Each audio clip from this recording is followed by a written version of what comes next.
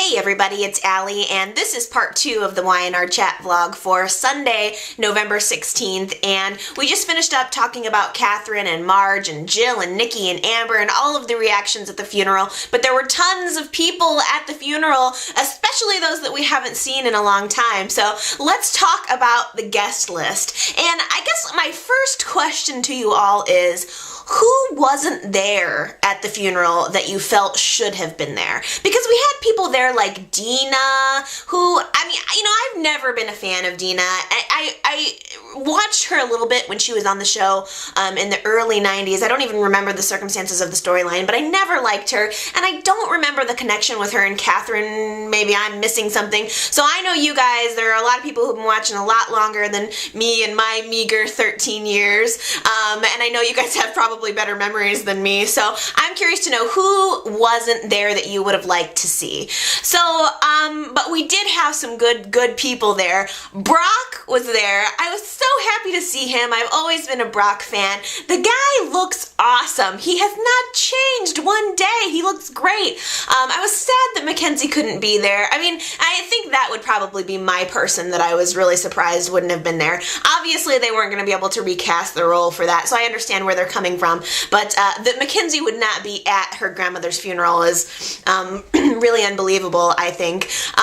We also had Nina, who showed up, which was very interesting. Again, she's another person that has not changed. She looks exactly the same as she did the day that she left. And I know I went through phases with Nina where I was so annoyed with her. I mean, the whole storyline with her and Victoria and Cole and Ryan, and I mean, Nina was always somebody who was so needy, and she was always playing second fiddle to somebody, whether it was Cricket or Victoria.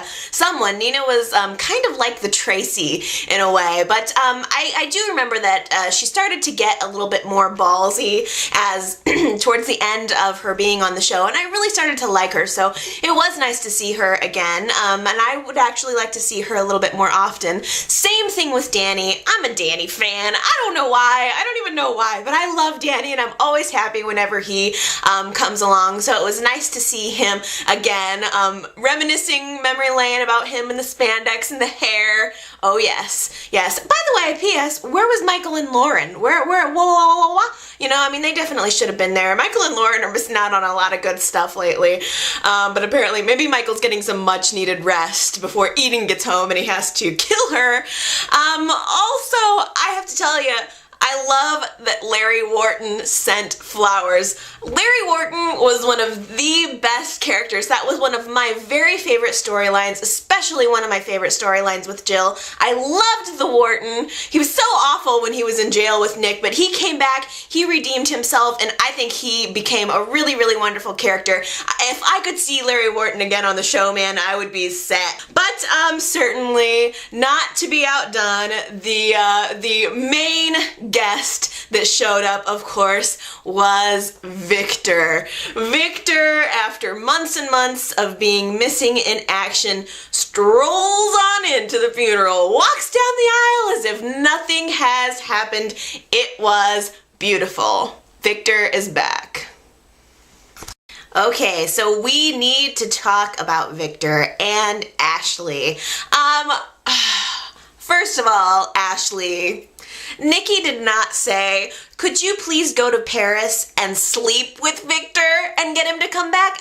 Maybe I missed something, but I didn't think that that was part of the request. You know, honestly, I don't even know where to begin talking about how ridiculous the Victor and Ashley thing is.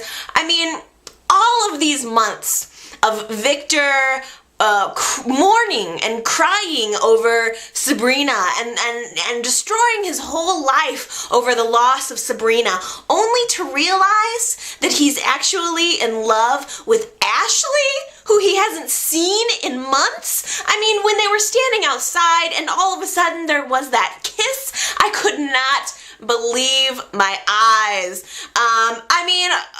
Victor has, and then to sleep together. I don't know. Victor has lost his mind. I mean, he's strolling around Paris with Ashley on what appears to be a romantic vacation when he is wanted for questioning in a murder. I'm so surprised that now all of a sudden Victor and Ashley are together, but she did bring him back to Genoa City, which I appreciate, and she brought him back in a dramatic fashion as always. I have to say I was mad at Ashley when she had the first meeting with Nikki since Paris. So they met at the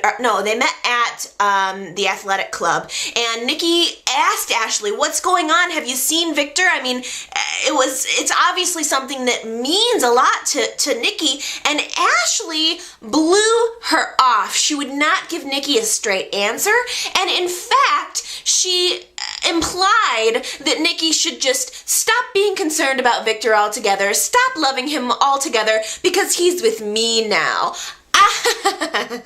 No, that was not cool at all. And I have to tell you, I forgot, oh yeah, I don't even like Ashley. I was like, as soon as she came back, I was like, oh good, Ashley's back. And now I'm remembering, I don't even like her. What kind of a thing is that to do to somebody? Nikki was beside herself with hurt for Catherine, with concern for Victor, and Ashley just twists the knife.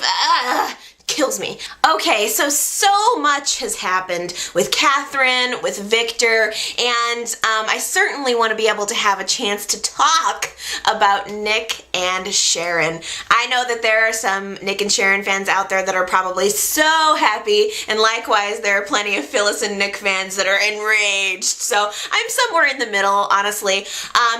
Nick and Sharon had a wonderful date in Paris. I felt transported back to when they were young and things were uncomplicated, and it was a wonderful romance. I really enjoyed seeing them together in that moment. I fell for it. I can't even blame Nick because I fell for it too. But kind of juxtaposed with that was Phyllis walking around Paris. So sad. I mean, before she even realized that Nick and Sharon were kissing, she was just walking around the town looking for him. It was really heartbreaking knowing that Nick was on this great date with Sharon at the same time. And then Nick and Sharon shared the kiss.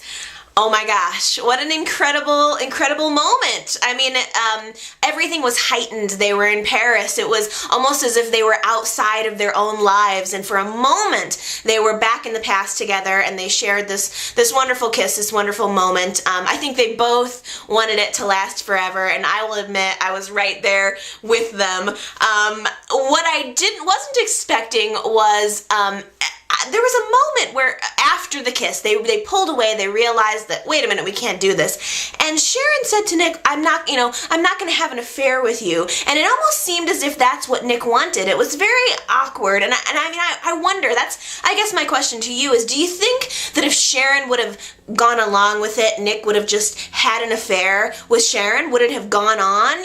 What do you think would have happened if they both would have been willing? Would Nick have gone for it? Of course, though, of all of the timing, of all of the places in all of the world, Phyllis has to walk onto that street corner in Paris and see Nick and Sharon kissing. I felt so bad for her, and her reaction was certainly a little bit different than I think mine would have been. Number one, I wouldn't have walked away. If I would have seen my husband kissing another woman in Paris, you better damn well believe that I would have walked up to them, would have had some words right then and there. But Phyllis decided to keep it on the down low. Her reaction was just hurt and anger. She destroyed the living room. I mean, that was a great scene.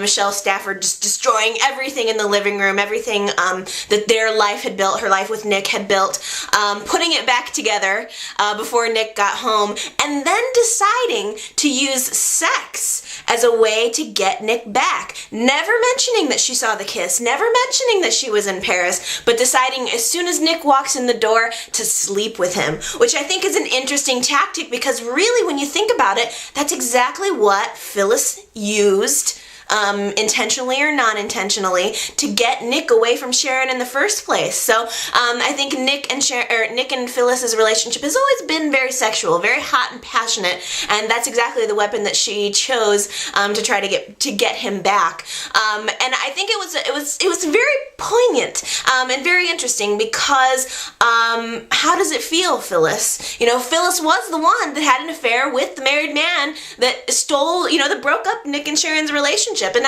again, I'm a Nick and Phyllis fan, but I thought it was interesting to have to see her kind of dealing with that and getting a little bit of a taste of her own medicine. But on the other hand, Nick is clueless, has no idea that Phyllis saw the kiss, was in Paris, and that's not going to last very long.